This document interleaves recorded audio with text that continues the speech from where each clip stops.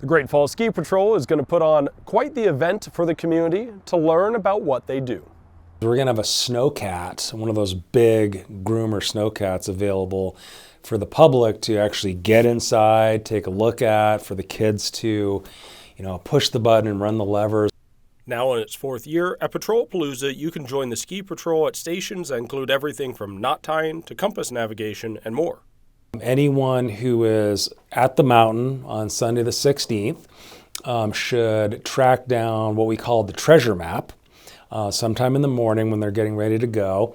That treasure map will show where on the mountains the various stations are. There's no need to sign up ahead of time. There is no charge for this. Anyone who is going to be at Showdown, either skiing or boarding that day, is welcome to participate.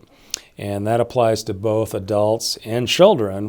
Prizes are provided by Showdown and include everything from swag to a season pass. Every time a person completes a station, they're going to receive a raffle ticket that puts them into the running for a prize drawing that happens at the end of the day. The event is March 16th, with the stations opening on the mountain at 11 a.m. and closing at 2 p.m. And of course, in addition to participating in the Patrollapalooza, the skiing and boarding up there has been phenomenal. There is quite a bit of snow.